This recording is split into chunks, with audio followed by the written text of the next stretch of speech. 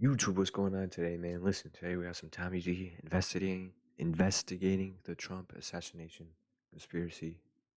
Let's get right into it.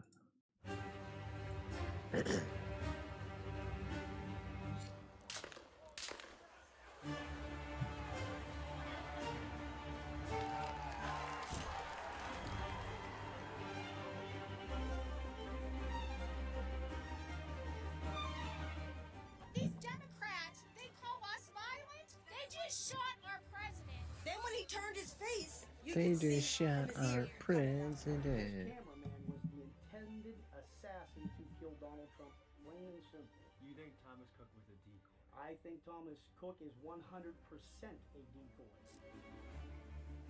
Thomas Cook. Who was he?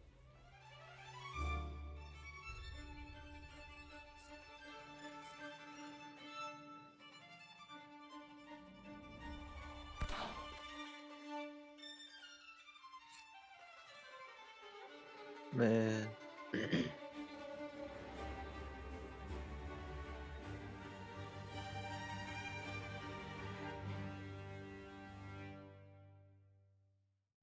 On July 13th, Thomas Crooks attempted to assassinate Donald Trump. In the immediate aftermath, our government officials have given us little to no meaningful information, and because of this, many conspiracy theories exist. To investigate the Trump assassination attempt properly, I assembled a dream team of experts. First up, Andrew Bustamante, an ex-CIA agent who spent 7 years in covert operations around the world. Next, Danny Ho, an elite special ops sniper who operated with the Green Berets and Delta Force and was the recipient of the prestigious Silver Star. Then we got Charlie Butt, a man who spent nearly 2 decades in the Secret Service and guarded the likes of President Clinton and both President Bushes.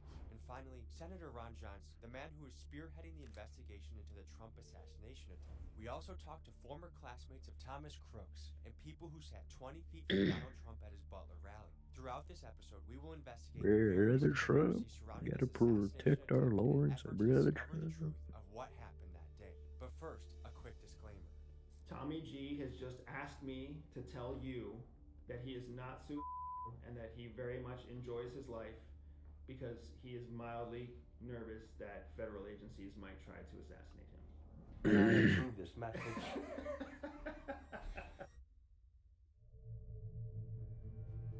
My name is Andrew Bustamante. I'm a former CIA intelligence officer. I spent 7 years working undercover with the National Clandestine Service from 2007 to 2014 before I got out and rejoined the civilian world. Former? Yeah. Yes, former CIA.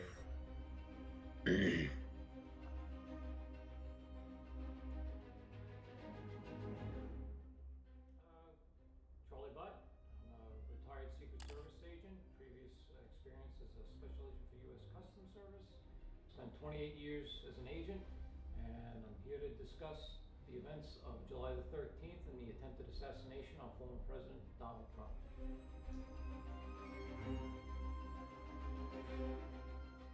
4 years Ranger, got out, went to college, became a computer programmer, hated it. Why does he not have a shirt on? Became a Green Beret, and then deployed to pretty much everywhere there was something to do since '91. How many missions did you go on? Yeah. My last 9-month mission in Basra was 152. 152 missions? In 9 months, yeah. You won a Silver Star. Mm-hmm. You took What? out 17 Sniper. enemies with your knife. That's what they say. That's insane. We're on a quest to discover who was Thomas Crook. What was he like? What did people think of him? What did he do? What did his daily life look like? We're heading first to the nursing home he worked at. He worked at a nursing home? This is the place that he worked. And a classmate of his even said, hey, I saw him walking to work some days. It is hard to imagine a guy that was working with seniors is now front of the news trying to kill him. That's crazy. We have a man we gotta discover. Thomas Crook. Who was he?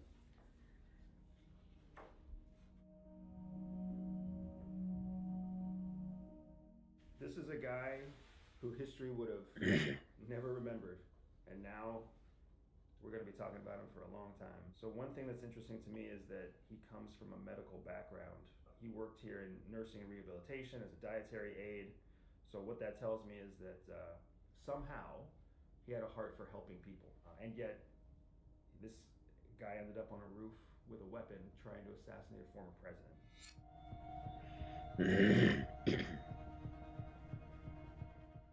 We're getting conflicting reports. On one end, you hear people that say he was kind, polite, nice, quiet.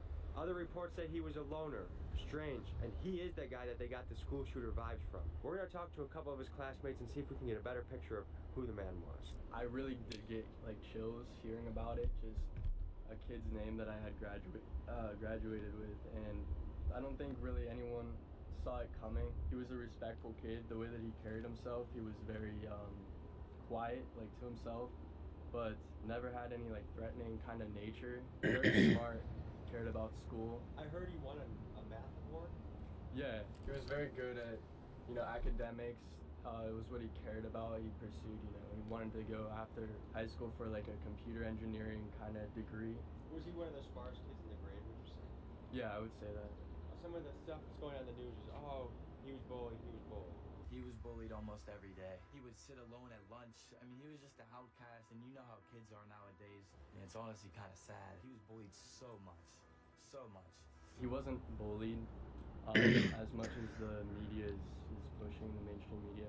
His guidance counselor. Of course, mainstream. His high school. Mainstream media. Even came out with a statement last night saying, Thomas never came to him for any particular bullying. What could I have done differently? And there is nothing that we could have done in this case because there were no signs.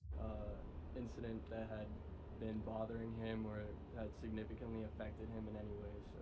Did anyone say this kid had the reputation of, if there's gonna be a school shooter, it's gonna be him? No, I actually can't say that. There's been a lot of, articles and interviews that have come out recently that have said that Yo, this is crazy. he was nicknamed the school shooter years prior, and it's just absolutely not true at all. He had some friends that he would keep close to him, be there for him for what he needs. It's something I would never expect to happen around me. You feel me? Yeah. You see it happen in Florida, you see it happen here and there, but like here, it's so crazy. He was walking through these doors and Every single day. Being able to have something to always protect myself with this Byrna allows me to have that peace of mind no matter.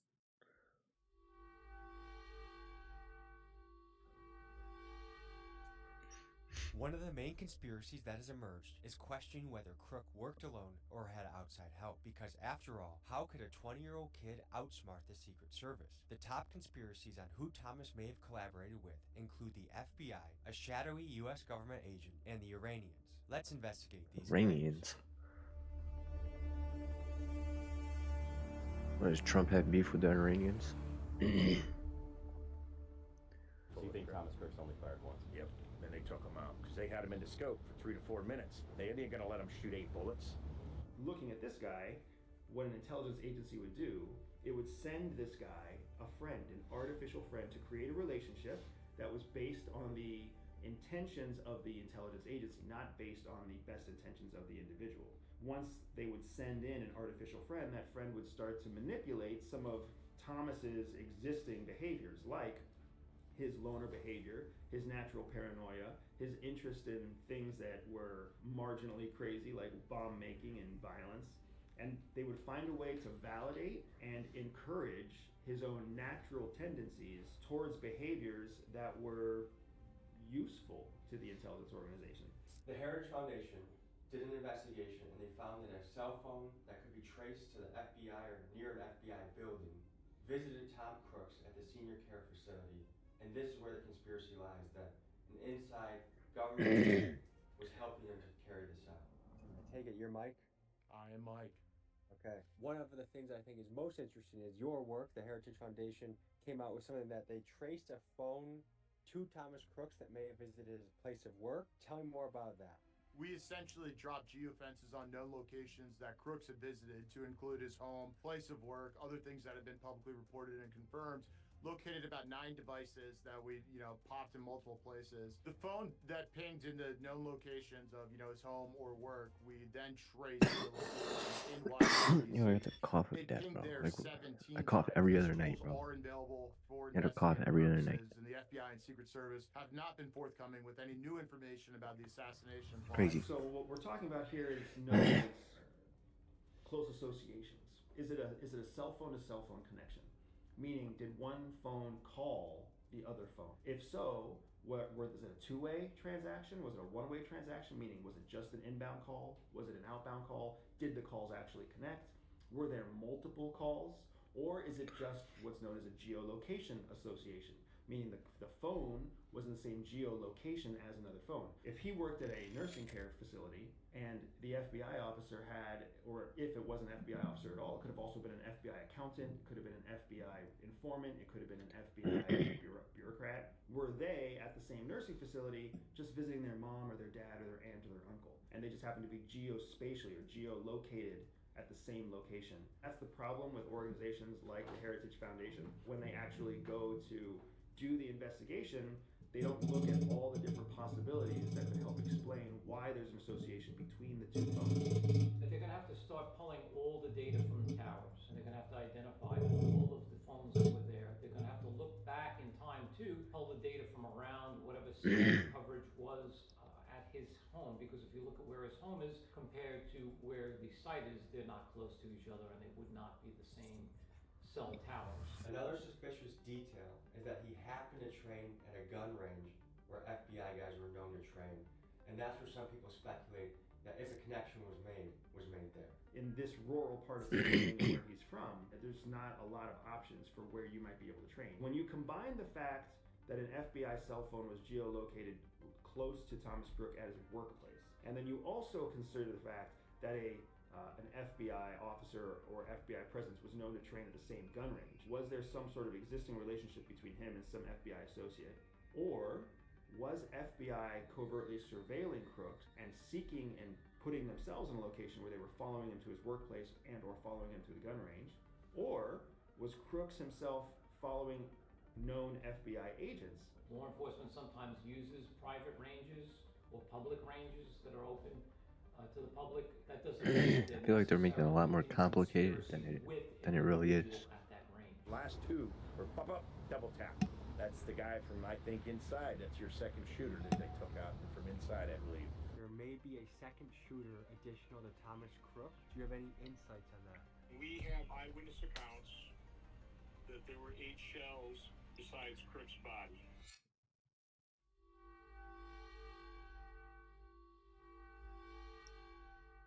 Almost immediately after the news broke, a left-wing conspiracy began circulating that Trump staged this event. Some said this was a way to divert attention from the news that Trump was named in the Epstein files, and others said this was just a publicity stunt to boost his polling numbers. Because after all, they said, the camera person that took this photo was ushered in front of the stage by the Secret Service at the absolute perfect moment.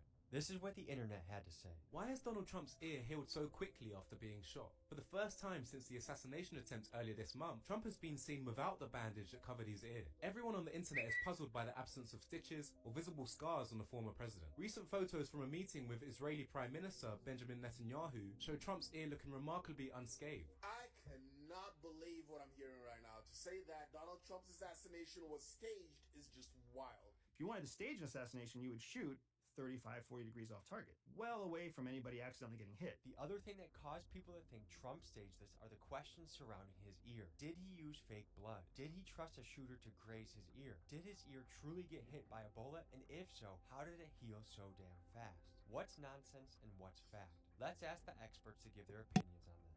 It was said that Trump was shot through the ear with a bullet.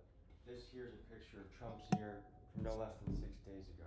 So I don't know I would trust that this is a photo from 6 days ago first. The next thing I would want to know is, what did the bullet wound look like immediately after the gunshot? The wound was very superficial. It actually happened to Donald Trump's ear.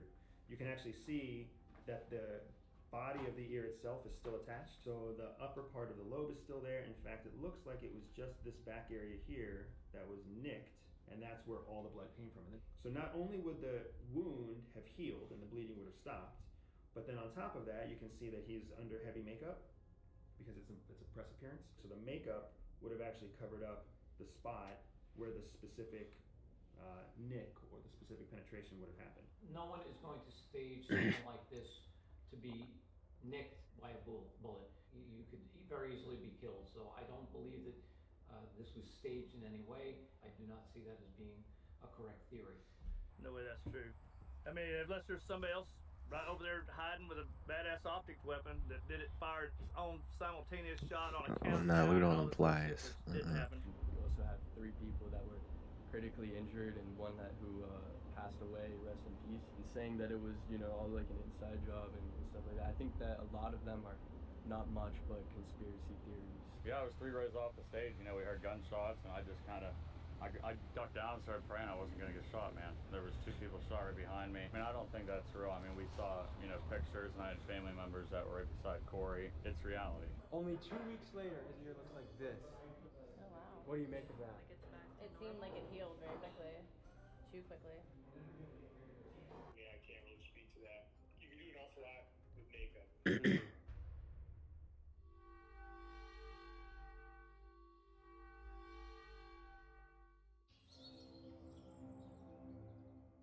I can totally tell you the exact 100% details of this entire day from my seat. That young man that was on the roof was just a decoy. Okay? I had to download my complete video when I got home, and I put it on a hard drive. And I can't unsee what I saw. It was a cameraman that took the shot on Trump when he turned his head. Are you kind of like checking your windows a little bit to see if unmarked cars, like feds, are by your house? Right now I'm looking over my shoulder even though I'm pulling out of work. Holy mother shit, what the hell is going on? We got connected with a man who claimed to have information that was going to expose what really happened on July 13th. This man, Todd, who attended the Butler rally, said he had cell phone footage that proved the conspiracy of a second shooter. Scared that the government was going to kill him for this information, Todd had us meet him at a local gas station to give us the details. Here's what we learned. Todd? Todd, nice to meet you. Hang tight. No pictures yet. No pictures yet?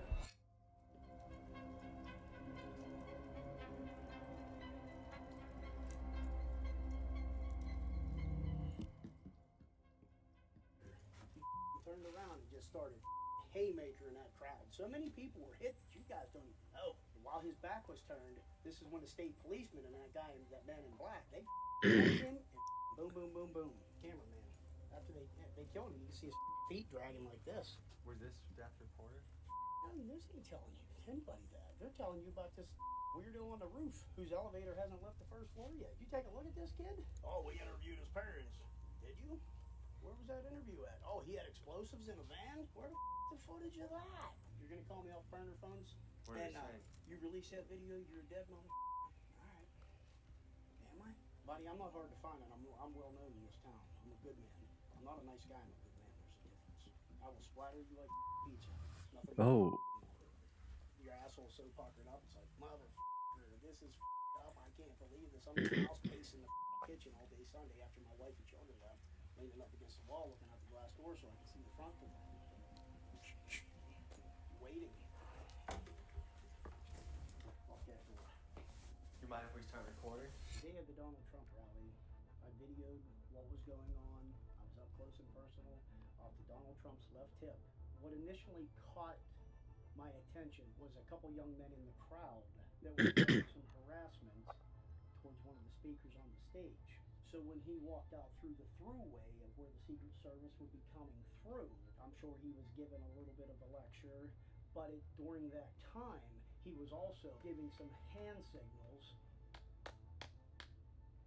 continuing the conversation. What caught my eye was a cameraman in a backpack, but it was a pole, an extension pole that come up and over. I kept my attention to this man and watched what he was doing. He looked as if he did not play the part simply because he looked like just the average guy walking out of Walmart after Donald Trump was speaking. When Donald Trump initially had turned his head, this cameraman had a clear shot to the back of Donald Trump's head to where he fired multiple shots. The first one no doubt missed. The second one clipped his ear. You could tell by the photographs in my video that you could tell it is an exit wound. And you see the third shot to where he's getting down. You saw with your own 2 eyes this guy take shots at Donald Trump. Yes, I was still holding my phone going like this and witnessed what had happened. This man then had turned and fired several into the crowd before a man in black and a state cop that was heavier set, probably 6 foot, 250 pounds, had gripped him up, gripped meaning the cameraman, and fired on him 4 times, killing him. And people were there talking about this man on the roof. That man was just a decoy. This cameraman was the intended assassin to kill Donald Trump, plain and simple. You better show the video. I think Thomas Cook They is better show the video. 100% a decoy. Without a doubt, you cannot deny facts with evidence. Do you still have a copy of that on your phone? Did you delete it off your phone? To put it on a hard drive, I kept an edited version on my phone just to hold. Why didn't you keep the unedited version on your phone too? Simply because I knew what I had. My life, for sure, is in danger with detrimental information. Every day, I'm glad I wake up. Because I don't know if tomorrow is the last day. I don't know if 10 minutes from now... Myrtle Beach? Yo! What would it take to go to one of those copies? I lived near Myrtle Beach. What the... And break it down for the American people? I would need 1 day of time to go and get this. If we met you tomorrow, that would be enough time? Probably probably about 3 o'clock. Where this video that I initially sent into the higher ups of DC, they are working on the investigation as we speak. How'd you send it to them? I sent it to them through via email and text. Wouldn't it be in your email right now that we could look at it? That is all taken from this phone. Simply, this phone that you're looking at right here, right now, guaranteed is bugged. How about this? You stay safe for 24 hours, we'll stay safe for 24 hours, and we'll rendezvous and make this thing happen? That sounds like a plan. Let's do it. Let's do it. My take on the cameraman was he was here Friday night with us volunteer set up. I have countless pictures of him here on Saturday. He definitely was a suspicious person, but I'm not sure what his involvement was. If you're a cameraman, why are you there Saturday morning helping park cars or help people? If you're there to video from, think about it. Yeah, then his stuff's down at the local distillery bar. What is the name of the place? Missing Links. He left stuff down there, all of his camera stuff. And he never come back and got it yet. Why is that? At this very brewery behind me, apparently he left his equipment and he since hasn't been seen again. So we're gonna see if there's any truth to this and see what people have to say. Does it sound plausible? No. Well, he doesn't look familiar. He was not here that I recall. Brought his camera equipment to this very restaurant. Missing link. And then after that, Oh my God. he disappeared permanently. Oh. We have 4 people here. Correct. Okay, let me ask But you. even before that, there was only a few tables here before that. After speaking with the waitresses at Missing Links, I wanted to follow up with Todd to get his take. Unfortunately, he went ghost. While I was sitting wondering whether the government got him or whether the truth was he had no video at all, he finally got back to me telling me to hang tight that he was at lunch feeding his face. I waited for a call from him, but never got one. And when I texted him with the knowledge I learned from the waitresses, he left me on red. Until Todd sends me the video, I'm gonna go out on a limb and consider this conspiracy debunked. Bro, if you don't send the video, bro, just lying, bro. Ain't no way.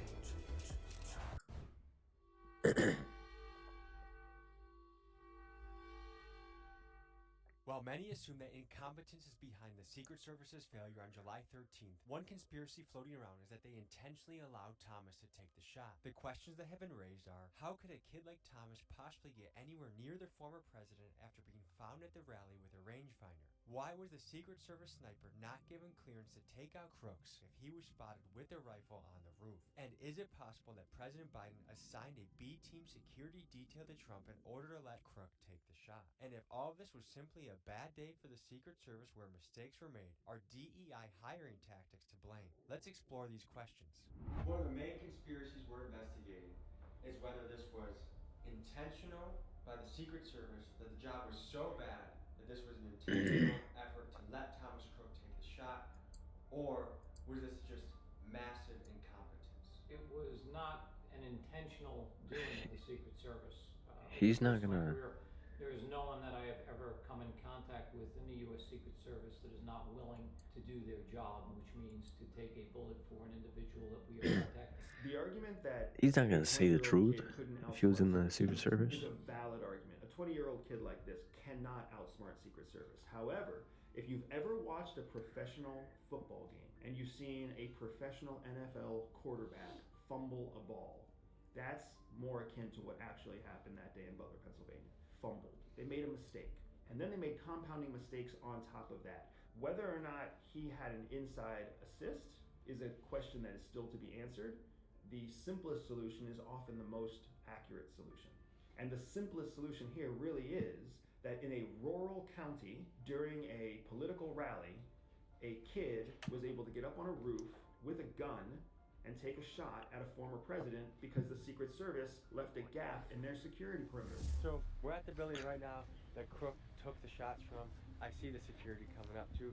We'll pay them no mind, but this is the building that Thomas Crooks was on, navigating as he took the shot in plain sight for about 90 minutes before he did it. You have to exit the property. This is for trespass. You have to exit the property. Hey, who are you? I'm security. You have to exit the property. You get trespassing charges. Security this? Yes. You please exit.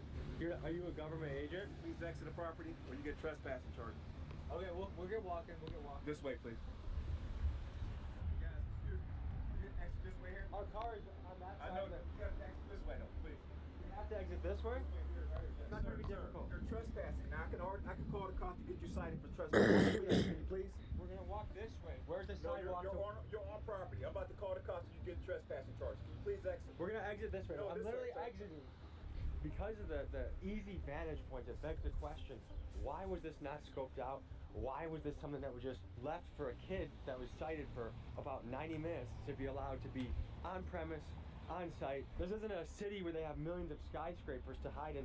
This is like the one spot of the area, which makes the whole thing even more interesting. And it goes further into the conspiracy, whether it was incompetence or on purpose. So, and also, isn't it interesting too that just filming this, security is there to apprehend you, but Thomas Crook was able to make it through, where supposedly SWAT team, law enforcement, Secret Service was all congregated. How is it you think that Thomas Crook was able to evade detection? Because, I mean, when you scan the situation, that is a pretty obvious building to lock down. And the fact that the Secret Service didn't, they're supposed to be elite, they're supposed to hold it down. Like, what do you think happened? I mean, I think there was a lack of security the other day. I don't think there was enough communication between our local sniper teams and the Secret Service. I mean, I was here Friday night, and for the volunteer setup, I was able to drive my vehicle right and park 5 feet from the stage. I was never searched or nothing. I've never saw that before. I mean, I volunteered at plenty of events, and this is the first time I was able to drive right up to the stage. So you've covered other Trump events before? Yeah, 22 of them. Really? Yeah. Okay, so describe the difference between those 22 and this one. So they're typically locked down 36 hours prior to the rally. This one was still completely unlocked 12 hours prior to the rally. Usually you're searched, vetted, background checks to even get anywhere near that place Friday night. None of that happened. So what was it like that day? And I guess let's first focus on the security of the event. The day before, the day of, what was it like? What was the security for the event on Friday? There was nothing. I could have drove right in. I had my truck, we drove right in, right through the door, and pulled right up, and there's nobody around. They had to walk around just to find anyone. And was this your first Trump rally? Oh, no. We've been down to Trump's house in Mar-a-Lago many times. We go to a lot of rallies. We go over to the United States and do stuff for them and whatever we need to do. So, Danny, you did You were dumb, bro. security for which president? Clinton. So Trump sucks, Biden sucks, what are the Kamala primary sucks. things that you're thinking about in securing a location? Set up Idiots. a perimeter, first of all, like they did. I think they pretty much did that. Then also anything high. Can we just move on you from have it? An unobstructed view from a higher place, like either seated somewhere high or have a drone. Yeah, so I was at the rally 15 feet behind Trump and the Secret Service. You know, a few things I noticed were the security at the magnetometers, the metal detectors when you walk in, was quick and not very thorough. The 3 bleachers where Corey was fatally wounded and 2 others were critically wounded was supposed to be wristbands, VIP only. That was not the case. It was quite unorganized, and it was very surprising that an event of this magnitude was organized in such a poorly way. Right there on those 4 vents is where Thomas Crooks was stationed when he was shooting at the stage that Trump was on. The counter-assault teams were on that building and another building that we can't see. But that is the building that Thomas Crooks was on with the 4 vents on it, and this is very similar to where Trump's stage was. So there was no one on either of these 2 buildings, besides Thomas Crooks. There was local police located inside that But building. not on top. Not on top. That seemed like such an obvious thing. Does it seem inconceivable that they were not on top of the roof? Yeah, or at least having a drone doing something, or something. But personnel is better. It's also important to mention that they were right where that 16 is. That's where that one Secret Service counter sniper team was. And you could say That roof right there. that roof on building 16. That's where the fatal shot was taken. No, that's No, just where one counter they sniper were the team was. closest. The sniper team that was up on this roof here, they readjust. The guy who's up on the tripod, he readjusts. He pulls that tripod back and then re-engages his scope and actually lowers the muzzle. So when CS comes out, it's already there, counter sniper. So they're going to do their own survey of an area. And what they do is they're looking at lines of sight and they're going to look at what's going to be in their area of responsibility. Once they've identified that, they're locked into that area of responsibility. So that team could have been watching something over here. Could have been the tower. Depends on how much, you know, and how much they were going to cover and what the terrain is. So even if you were called in to identify somebody in this vicinity, there's like 5 buildings here, and they all look the same. Like, that's not an easy task. With how little ground there's to cover, you don't think it's that easy to There's find? 5 buildings back You've there. gotta- They didn't know there was going to be a rooftop shooter. What they had to be ready for was any kind of shooter, and any kind of bomb, and any kind of physical threat, and any kind of rogue driver. So we're looking at all of this through the lens of how did that counter sniper team not shoot? Because we already this know how guy? the story unfolded. Right, but if you put yourself in the sniper shoes the morning of the 5 minutes before the Hindsight is action, always 20/20. Okay, we get the benefit of knowing everything now in time since it happened. Jill Biden had an indoor event where there were apparently many more Secret Service agents assigned to her rally than Trump in an outdoor rally. What do you make of that? Well, she's the First Lady of the United States. She is entitled to U.S. Secret Service protection. In terms of manpower, she is what's considered a satellite detail under the President's detail. They're going to make assessments as to what is needed for each event, the type of event, the location of the event, the number of people in attendance, how are they going to do the training, in the same area. There is going to be a dissipation of manpower. So strategically, Thomas Crook chose a bad location. Oh yeah. Why is that? Well, one, they can see you most likely. Somebody over there can see you because as soon as you hit that crest, somebody knows you're up there. So whether or not you shoot him immediately, that's another story I don't understand yet. Number two, as soon as he shoots that round, he's not coming off that building. That's it. So you'd want to have a technique. One, it'd be further away by a long ways. Also, it depends if you're a trained sniper, you should be able to take that shot 300 or 400 yards at least. And I wouldn't use an iron-sided weapon either. I'd use an optic weapon. If you're going to shoot back there, you need to be a skilled shooter to shoot iron sights, honestly. And we have to keep in mind that it was 100, 110 degrees on top of it, so it must have been a pretty uncomfortable position Oh, for yeah. to be in laying prone. And just so people know your experience, what's the distance that you've taken someone out from? Like 900 yards. Yeah, meters. For the Americans out there, meters, yards, pretty similar. Yeah, right? pretty close. But we're not talking feet, we're talking yards. Yeah.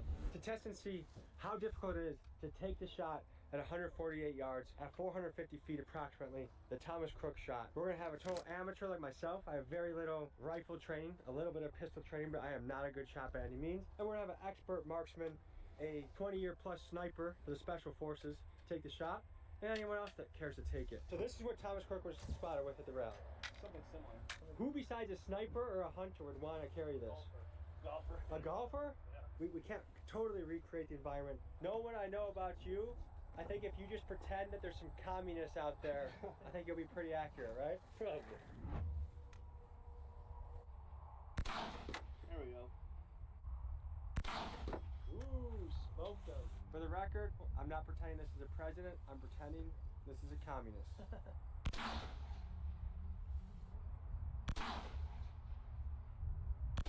There it is. Just from my reaction of doing this, the chances of only grazing somebody's ear would be ridiculous. So for the people that do say, hey, this is staged, that would be the craziest shot to pull off. Yeah. And you would never get an inexperienced marksman to do it. Even a guy that is top in his class. Yeah. Would Thomas's elevation have made the shot easier? Oh yeah, and he didn't have all his grass to deal with because we can't see the whole target right now either. So he had a target that was a little bit higher, and he had maybe a 10, 12 foot range. Yeah. And if you're shooting, he didn't have enough high angle to compensate a high angle calculation. He was only like, a little bit. He's almost just barely down. It's said that Thomas Crook was in the scope of a sniper for over 8 minutes, and that the sniper requested permission to take him out and was denied. Why would that be? Depends whose sniper they're talking about. Was he on the ground walking around the building? Was he in the crowd somewhere? Was he actually up on the roof? If he was up on the roof, what did he have with him during that time frame, the so-called 8 minutes, that he was up on that roof? Civilians on the ground even saw this guy with a gun on their roof. Given that there could have been a potential assassin to take out a former president, how was a sniper not cleared to take the shot? Every agency's snipers have different rules of engagement. So you're gonna have to go back and do an after-action review of a timeline of setting up, this, when these people were calling out that there was someone on the roof with a gun, to the actual timeline of when former President Trump was allowed to come on the stage. And you're also gonna have to sync up with that any law enforcement communications, whether it's via the radio or via text messaging. You'll have to sync all of these items up to see when it was first called out that there was someone on the roof with a weapon, as to when it was communicated, how it was communicated, and fix all of these different variables into one timeline to see where the gap is, where the mistakes were made. Did Biden intentionally assign duds to Trump's security detail? President Biden doesn't have a say in who exactly is assigned to anyone's detail. People are assigned on merit, people are assigned on experience, people are assigned on where they are in their career. Do you believe that the policies of DEI are eroding the effectiveness of the Secret Service? Like I said earlier, I think that the best policy is meritocracy. I think what matters is the person capable of doing the job, regardless of their background, regardless of their ethnicity, regardless of their gender. PT scores matter, firearm scores matter. The ability of someone to operate in an environment such as the Secret Service environment matters. It doesn't matter who the person is if they can operate in the environment. That's what matters most to keep the protectees safe of the Secret Service.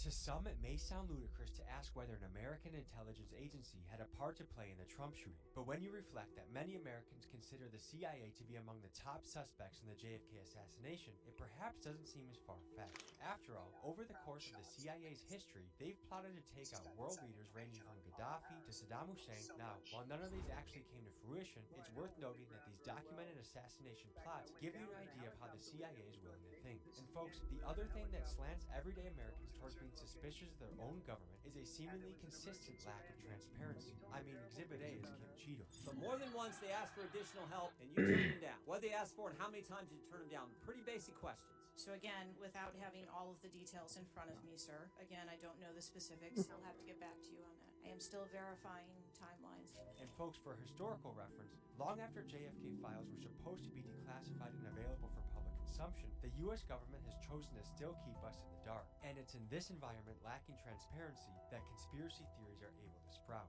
Let's ask the experts what they think about US intelligence being involved in the Trump attempt. You mentioned the JFK assassination. A lot of people think the CIA was in on that. If you recall, when Donald Trump first became president, he promised to release the JFK files. And then upon reviewing the JFK files, he chose to continue to classify a majority of them, many thousands of files, for something called 2x25, which means 2 times 25 years, or 50 total years of classification. That's the default, which means after 50 years, it should be unclassified. When something expires after 50 years and is then reclassified, the only reason something like that is reclassified is because the information inside the file is still relevant to national security. So the bigger question here is, what still exists inside the JFK assassination files collected by CIA that still to this day is deemed to be secret? What do you think it was that was a difference maker? Was it just someone did the wrong paperwork, someone didn't make the right calls? Why do you think this was so understood? You want the truth? Because I think the Secret Service was part of the whole 9 yards. Look at Kennedy. They killed Kennedy, didn't they? They just screwed up. The killers screwed up. So they had to take him out. Here you are. You think Crook was their chosen guy?